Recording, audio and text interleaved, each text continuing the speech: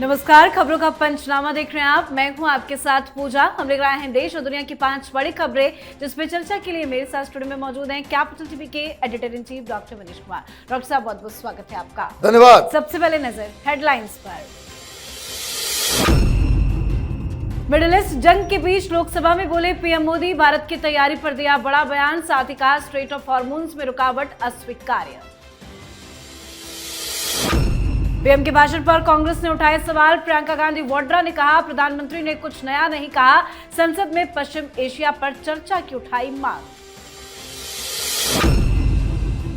America, Israel और Iran युद्ध के 3 हफ्ते पूरे, जंग अभी भी जारी। ट्रंप ने कहा ईरान के पास अब 48 घंटे बाकी, तो ईरान ने भी कर दिया जोरदार पलटवार। बंगाल चुनाव में ओवैसी की धमाकेदार एंट्री। हुमायूं कबीर की पार्टी से मिलाया हाथ। 182 सीटों पर चुनाव लड़ेगा गठबंधन। ममता बनर्जी की बड़ी मुसीबत। ईरान इजराइल जंग ने तोड़ी शहबाज सरकार की कमर। पाकिस्तान में मचा हाहाकार, 200% बढ़ी तेल की कीमतें। तो वहीं सऊदी अरब भी पाकिस्तान पर बना रहा है दबाव। खबरों की शुरुआत में सबसे पहले बात मिडिल ईस्ट में जारी जंग के बीच पीएम मोदी के भाषण की। मिडिल ईस्ट में जारी तनाव और उसके भारत पर पड़ने वाले असर को लेकर पीएम मोदी ने आज लोकसभा में देश को जानकारी दी है और भारत का रुख सभी के सामने रखा है। पीएम मोदी ने कहा कि पश्चिम एशिया के हालात इस समय बेहद चिंताजनक है। इसका पूरे विश्व की अर्थव्यवस्था और लोगों के जीवन पर विपरीत असर हो रहा है। पीएम मोदी ने बताया कि भारत के लिए यह युद्ध आर्थिक, राष्ट्रीय सुरक्षा और मानवीय तीनों स्तरों पर अप्रत्याशित चुनौतियां लेकर आया है। कच्चे तेल और गैस की जरूरतों के साथ साथ 1 करोड़ से अधिक भारतीयों के खाड़ी देशों में रहने और काम करने के कारण भारत की चिंताएं स्वाभाविक रूप से अधिक है। इस दौरान पीएम मोदी ने देश को आश्वस्त किया कि सरकार किसी भी तरह के संकट से निपटने के लिए अपनी तैयारी कर चुकी है और देश में किसी भी फ्यूल क्राइसिस की कमी नहीं होगी। पीएम ने यह भी कहा कि स्ट्रेट ऑफ हॉर्मूज में रुकावट अस्वीकार्य नहीं है। इस पूरे युद्ध का समाधान बातचीत के जरिए ही बस हो सकता है। सर, बहुत सारे सवाल उठाए जा रहे थे, लेकिन पीएम मोदी ने भारत का पूरा प्लान सभी के सामने रख दिया। आज की पीएम की बड़ी बातें क्या कुछ है भाषण की? देखिए, आज उन्होंने बता दिया कि इस क्राइसिस में भारत किसी के साथ नहीं, बल्कि भारत भारत के साथ है और यही नेशनल इंटरेस्ट का सबसे बड़ा उदाहरण है। हमारी लड़ाई नहीं है, लेकिन हम इसमें फंसे हुए हैं। कैसे फंसे हुए हैं? तो पहली चीज उन्होंने बताई कि किस तरीके से 1 करोड़ लोग मिडिल ईस्ट में जो हिंदुस्तानी हैं उनकी जिंदगी फंसी हुई है और उनको कैसे कैसे करके निकाला जा रहा है उसके बारे में उन्होंने डिटेल दिया। तो प्रधानमंत्री मोदी ने सबसे पहला जो इसको कह सकते हैं कि जो चिंता बताई कि इस युद्ध में भारतीयों का सबसे पहला जो ध्यान है वो भारतीयों की जीवन रक्षा, सबसे पहली चीज। दूसरी चीज उन्होंने बताया कि किस तरीके से ऑयल क्राइसिस पूरी दुनिया में हो रहा है और भारत को कैसे सरकार ने इस ग्लोबल प्रॉब्लम से आइसोलेट करके रखा है। उन्होंने पूरी जानकारी दी कि किस तरीके से हम 41 देशों से इस वक्त जहां कहीं से भी ऑयल या गैस हमें मंगाना पड़ रहा है, हम मंगा भी रहे हैं। इवन ईरान से भी बातचीत करके हम स्ट्रेट ऑफ हॉर्मुज से अपने जहाज़ों को भारत सक्सेसफुली लेकर के आ रहे हैं। तीसरी चीज जो सबसे अहम है, जो हिंदुस्तान के साथ साथ ग्लोबल ऑडियंस के लिए था, कि भारत ईरान के इस रवैये के साथ नहीं है कि आप स्ट्रेट ऑफ हॉर्मुज को बंधक बना करके रखें। वहां जहाजें बिल्कुल सही तरीके से फ्री होकर के गुजरे, ये भारत का पक्ष है।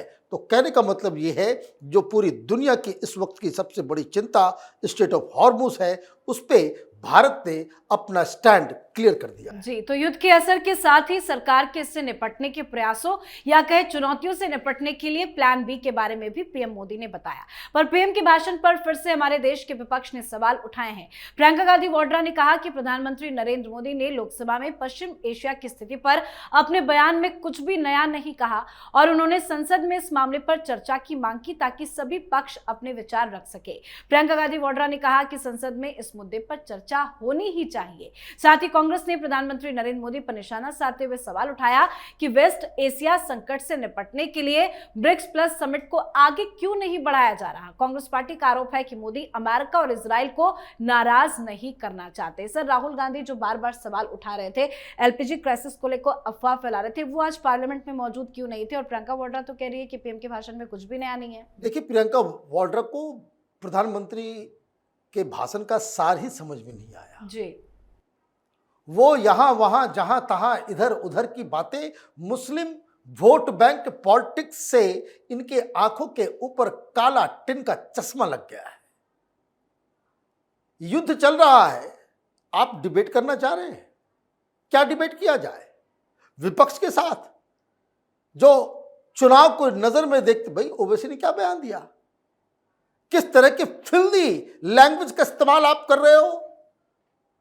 अमेरिका के बिना सरवाइव कर लोगे? ईरान से हमें कोई रिश्ता नाता नहीं है, ना ही अमेरिका ना ही इजराइल से। हमारा नेशनल इंटरेस्ट अमेरिका से टेक्नोलॉजी लेने का, उसके साथ व्यापारिक संबंध बनाने का है। इजराइल के साथ हमारा डिफेंस इक्विपमेंट्स, टेक्नोलॉजी, ड्रोन्स, तमाम तरह की चीजों का रिश्ता नाता है। आपको वोट बैंक पॉलिटिक्स नजर आ रहा है? आप कह रहे हो कुछ भी नया नहीं बताया, डिस्कस किया जाएगा। जो कुछ भी नेशनल इंटरेस्ट में होता है उसके खिलाफ कांग्रेस पार्टी खड़ी हो जाती है। भाई लड़ाई इजराइल की ईरान से, अमेरिका की ईरान से, दुनिया ईरान से परेशान है और आपको बहस करनी है दूसरे की लड़ाई के ऊपर। आपको इस सवाल आप करें कि भाई हिंदुस्तान के लोगों का क्या होगा, तो बात समझ में आ रही है। गैस और डीजल के दाम बढ़ेंगे नहीं बढ़ेंगे ये डिस्कस करना है तो भी ठीक है। अमेरिका, इजराइल, भाई खामनई क्या हुआ? भाई जरा पूछना चाहिए प्रियंका वाड्रा से। बड़ा फिलिस्तीन का बैग लेकर के घूम रही थी, सब कुछ खत्म हो गया, मुझसे आवाज निकली क्या? क्यों नहीं आप अमेरिका के खिलाफ मुहिम छेड़ रहे हो? तो कहने का मतलब यह है कि आप डोमेस्टिक पॉलिटिक्स को इंटरनेशनल पॉलिटिक्स, और खास करके जब ऐसे मुकाम पे, जब पूरी दुनिया में त्राहिमाम है, अपनी ओछी राजनीति को दूर रखना चाहिए। जी, तो मिडिल ईस्ट में जारी जंग को लेकर भारत में भी राजनीति हो रही है, तो वहीं जंग को लेकर हर दिन स्थिति बदलती जा रही है। युद्ध के 3 हफ्ते पूरे हो गए हैं। स्ट्रेट ऑफ हॉर्मुज में आवाजाही ठप होने से तेल और गैस की वैश्विक सप्लाई चेन बुरी तरह से चरमराई हुई है। दर्जनों मालवाहक जहाज और टैंकर अभी भी समुद्र के बीच में फंसे हुए हैं, जिससे दुनिया भर में ईंधन की कीमतों में उछाल आने का खतरा भी मंडरा चुका है। इस बीच डोनाल्ड ट्रंप ने ईरान को सीधे शब्दों में चेतावनी दी है कि वो 48 घंटों के भीतर स्ट्रेट ऑफ हॉर्मुज का रास्ता साफ करे, नहीं तो अमेरिकी सेना ईरान के पावर प्लांट्स को निशाना बनाना शुरू कर देगी। तो उधर ईरान द्वारा इजराइल के अराद और डिमोना शहरों पर किए गए भीषण मिसाइल हमलों से दुनिया भी हैरान है। सर, क्या है ताजा अपडेट? बताया तो ये जा रहा है कि अमेरिका और ईरान के बीच में कोई बातचीत हुई है। देखिए, बातचीत भी हुई होगी, पता नहीं इस युद्ध के दौरान आप बातचीत क्यों कर रहे हो। पहले आप अल्टीमेटम देते हो कि 48 घंटे में अगर तुमने स्ट्रेट ऑफ हॉर्मुज को फ्री नहीं किया तो हम तुम्हारे तमाम पावर स्टेशंस और इसको जो है हम निस्तो नाबूद कर देंगे। अल्टीमेटम दिया, फिर डर गए। ये डिंगबाज आदमी है, हवाबाजी करते हैं डोनाल्ड ट्रंप, इनमें मादा नहीं है। भाई लड़ना है ठीक से लड़ो। आपने चेतावनी दी और ईरान ने 4000 किलोमीटर दूर डीगो गार्सिया के ऊपर 2 मिसाइल क्या ठोक दिया, आपके तो पसीने छूटने लग गए। बातचीत का मतलब यह है, बातचीत से सलूशन निकालने का मतलब यह है कि ईरान में जो रिजीम है वो वहीं पे तैनात रहेगी और बातचीत से ये युद्ध बंद होता है तो इसे ईरान की जीत मानी जाएगी। ईरान जीत गया, अमेरिका हार गया, ये इसका निष्कर्ष निकलेगा।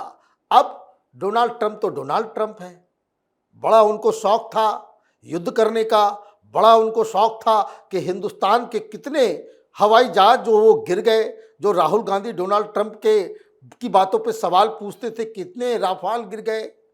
अभी बताया जा रहा है कि इनकी संख्या अमेरिकन जो जितने भी लड़ाकू हैं उसकी संख्या 20 बताई जा रही है जो नेस्तो नाबूद हो चुका। तो इसका मतलब ये है कि इस युद्ध में अमेरिका डर गया, क्योंकि अब डोनाल्ड ट्रंप कह रहे हैं कि बातचीत हमारी बड़ी अच्छी हुई है, 5 दिन तक अब हम अटैक नहीं करेंगे। भाई 5 दिन तक आप अटैक नहीं करोगे, ये और मिसाइल का जखीरा तैयार कर लेगा।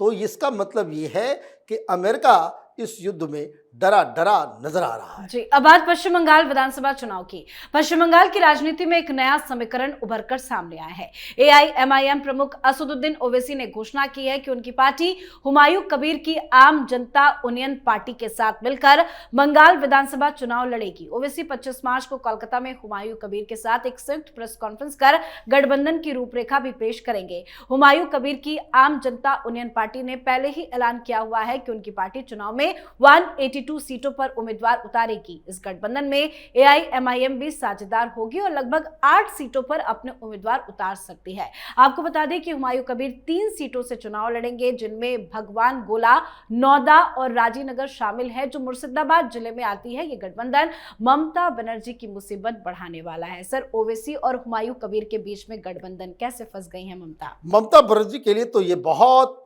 डिफिकल्ट प्रपोजिशन है। आप देखिए, बिहार में ओवैसी गए तो सारे लोग यही कह रहे थे जो आजकल कह रहे हैं कि बीजेपी ने भेजा, पैसे लेकर के भेजा, सब कुछ किया। पिछली बार वो 6 सीट जीत करके आए थे तो मालूम क्या हुआ कि उसे चुनाव के बाद आरजेडी ने अपने में खींच लिया, पार्टी टूट गई। अब बंगाल की बारी है।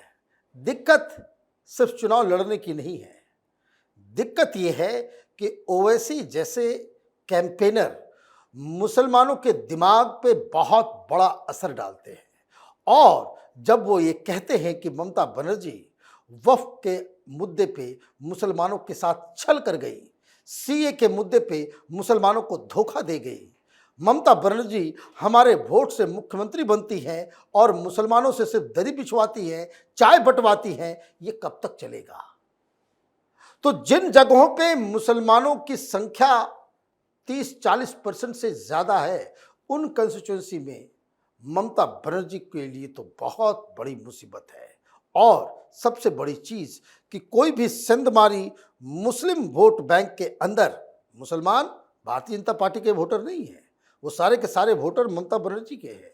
तो जितना इनका कैंपेन होगा, जितने उम्मीदवार होंगे, उतना बड़ा नुकसान ममता बनर्जी को होने जा रहा है। अब बात करते हैं पाकिस्तान की। ईरान इजराइल जंग के बीच पाकिस्तान में बढ़ती तेल कीमतों से हाहाकार मचा हुआ है। स्ट्रेट ऑफ हॉर्मुज में तेल और गैस के जहाज ईरान के टारगेट पर है। ऐसे में पाकिस्तान की अर्थव्यवस्था चरमराती नजर आ रही है। सैलरी में कटौती, सरकारी खर्चों पर लगाम के बाद अब पाकिस्तान में पेट्रोल के दाम भी बढ़ा दिए गए हैं। पाकिस्तान में तेल पर हर लीटर पर 200 रुपए का टैक्स बढ़ाया गया है। तो दूसरी तरफ मिडिल ईस्ट में बढ़ते तनाव के बीच में सऊदी अरब पाकिस्तान पर लगातार दबाव बना रहा है कि वो ईरान के खिलाफ खड़ा हो जाए। सऊदी अरब ने 2025 के रक्षा समझौते की याद दिलाते हुए एक बार फिर से इशारा किया है कि वो चाहता है कि पाकिस्तान इस मामले में सक्रिय भूमिका निभाए। सर, कैसे बीच में फंस गया है पाकिस्तान? देखिए, मैं पढ़ रहा था कि पाकिस्तान में अब गैस सिलेंडर नहीं है, और गैस सिलेंडर जो मिल भी रहा है वो 10,000 से 15,000 रुपए में एक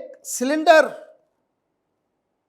आप ये समझिए कि ईरान के बगल में है और मुस्लिम ब्रदरहुड का दावा करते हैं ये लोग, और कहानी यहां पहुंच गई कि ईद तक आप इंतजार कर रहे थे। पहले तो आपने 300 कर ही दिया था, फिर ईद के बाद आपने 200 और हाई ऑक्टेन जो बड़ी बड़ी गाड़ियों में जो लगती है उसके ऊपर 200 रुपए और आपने लगा दिए। अब बड़ी विचित्र समस्या पैदा हो रही है। आपने वैसे ही जो वहाँ कीमतें हैं खाने पीने का, ईद के दौरान मालूम चल रहा था टमाटर 1200 रुपये केजी। Can you imagine? क्या बना रहे होंगे, क्या खा रहे होंगे? प्याज 800 रुपये केजी। ये पाकिस्तान में इस हिसाब से बेतरतीब महंगाई, और आप कहाँ उलझे हुए हो? आप उलझे हुए हो इस दबाव के अंदर कि जो सऊदी अरब ये कह रहा है कि भाई हमारे यहाँ से पैसे लेकर के जाते हो, करार करते हो, अब वक्त आ गया है लड़ने का। लेकिन पहले तो ये था कि भाई डोनाल्ड ट्रंप ने बॉर्डर लाइन एक दे दिया, अल्टीमेटम दे दिया, लेकिन अब लग रहा है कि ये युद्ध खत्म होने वाला नहीं है। और जैसे जैसे ये समय आगे बढ़ता जाएगा, ये बहुत ही ज़्यादा चांसेस है कि सऊदी अरब और ईरान के बीच में सीधी सीधी टक्कर हो जाए। और जब ये होगा तब पाकिस्तान न घर का रहेगा न घाट का। जी, बहुत बहुत धन्यवाद सर समझाने के लिए। धन्यवाद। तो खबरों का पंचनामा में आज के लिए फिलहाल इतना ही। देश विदेश की बाकी खबरों और उनके सटीक एनालिसिस के लिए देखते रहिए कैपिटल टीवी। हमें लाइक कीजिए, शेयर कीजिए और कैपिटल टीवी को सब्सक्राइब कीजिए। नमस्कार।